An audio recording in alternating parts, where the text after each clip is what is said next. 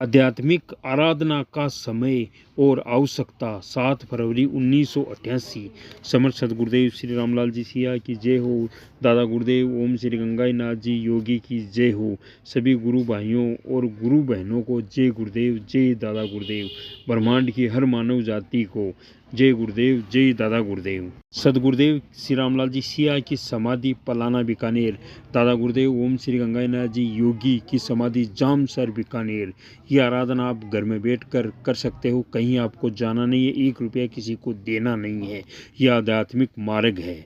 हमारे वेद स्पष्ट बताते हैं कि एकमात्र भारत ही ऐसा भूखंड है जिसके वायुमंडल में आध्यात्मिक चेतन शक्तियाँ निरंतर भ्रमण करती है। यह बात सत्य है कि संसार से अध्यात्म चेतना प्राय समाप्त हो चुकी है, केवल दिखावा मात्र बाकी बचा है। परंतु उस चेतना का अंतिम बीज आज भी भारत की भूमि में ही छिपा हुआ है। यह सत्य है कि संसार के साथ साथ हमारे देश में भी इस चेतना का भारी ह्रास हुआ है, परंतु एक चिंगारी आज भी मौजूद है जिसको प्रज्वलित करके सारे संसार को प्रकाशमय किया जा सकता है। संसार भर के कई संतों ने इस संबंध में विभिन्न प्रकार से भविष्यवाणियाँ कर रखी है। महर्षि श्री अरविंद ने जो स्पष्ट घोषणा कर रखी है, उस अधिमानसिक देव का अवतरण 24 नवंबर 1926 को भारत की पुण्य भूमि पर हो चुका है। इस मिशन के विद्वानों ने इस तिथि को श्री अरविंद के सिद्धि प्राप्त करने की संज्ञा दी है, परंतु श्री अरविंद ने स्पष्ट लिखा है कि इस दिन उस परम सत्ता ने संसार के कल्याण हेतु भारत भूमि पर अवतार ले लिया है। सिद्धि प्राप्त करने की झलक तनिक भी उनकी भाषा में दिखाई नहीं पड़ती है।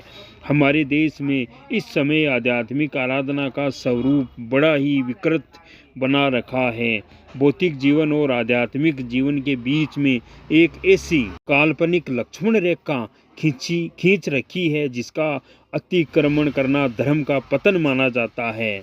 आध्यात्मिक लोगों और बौद्धिक क्षेत्र में विचरण करने वालों को व्यवहारिक रूप से 2 भागों में विभक्त कर रखा है। आध्यात्मिक लोगों का जीवन पूर्ण रूप से निष्क्रिय और अक्रमणीय बना रखा है।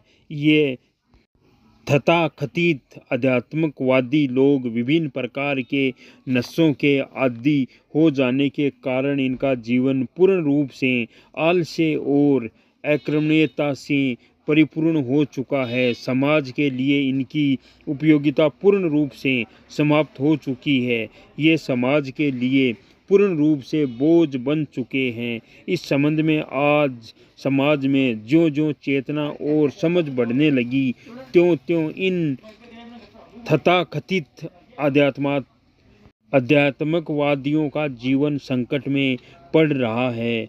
इनकी आजीविका चलती कठिन होती नजर आ रही है, क्योंकि आज समाज इनको निरर्थक भार समझने लगा है। इस समय ऐसी स्थिति उत्पन्न हो चुकी है कि प्राय इस क्षेत्र के लोगों को अपना जीवन भिक्षावृत्ति के सहारे बिताना पड़ रहा है। इस कमजोरी को छिपाने के लिए उन्होंने भिक्षा को अपने लिए धार्मिक प्रतीक की संज्ञा देकर इसे अपने लिए अनिवार्य घोषित कर दिया है। इस प्रकार इन लोगों का जीवन पूर्ण रूप से भिक्षावृत्ति पर चलना धर्म का ही एक अंग माना जाने लगा है, परंतु आज का चेतन समाज इसको भी नकार चुका है। ऐसी स्थिति में इन अक्रमणीय लोगों के झुंडों का जीवन दुर्भर होता जा रहा है। अब केवल चोरी और डाकेजनी करना बाकी रह गया है। ऐसी स्थिति के आते ही इस व्यवस्था का अंत हो जाएगा। इस प्रकार अतिक्रमण होने के कारण जो अतिमानसिक चेतना का स्वरूप प्रकट होगा, उसी से संसार का कल्याण होगा। श्री अरविंद को इस स्थिति का पूर्वाभास हो चुका था, इसलिए उन्होंने कहा था, परिस्थितियाँ ऐसी करवट लेगी इसका मुझे पहले ही ज्ञान हो चुका था, परंतु अगर सब कुछ नष्ट भ्रष्ट हो जाए तो भी इस विनाश के परे मुझे सर्जन का स्पष्ट स्वरूप नजर आ रहा है।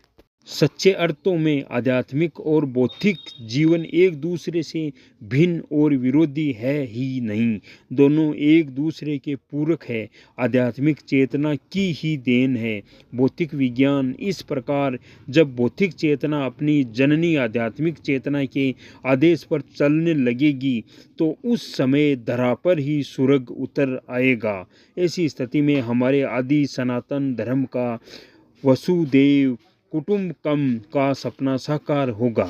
इस प्रकार जब तक ये भौतिक और आध्यात्मिक जीवों के बीच में खींची कृत्रिम लक्ष्मण रेखा का अंत नहीं होगा, संसार में नई चेतना आनी असंभव है। जिस प्रकार अग्नि से धुएं को अलग नहीं किया जा सकता है, उसी प्रकार आध्यात्मिक चेतना से भौतिक चेतना को अलग नहीं किया जा सकता है। जब मानव समाज एक ही सत्ता के दोनों स्वरूपों को भिन्न मानकर चलने लगता है तो उसका जीवन नारकीय बन जाता है। सुख, शांति, प्रेम, दया और सहृदयता का स्थान हिंसा, घृणा, द्वेष, प्रतिशोध आदि तामसिक शक्तियाँ ले लेती है। जब यह स्थिति अपनी चरम सीमा पर पहुंच जाती है तो यह तामसिकता आपस में टकरा कर समाप्त हो जाती है। इस प्रकार नए युग का श्री गणेश होता है। जय गुरुदेव, जय दादा गुरुदेव।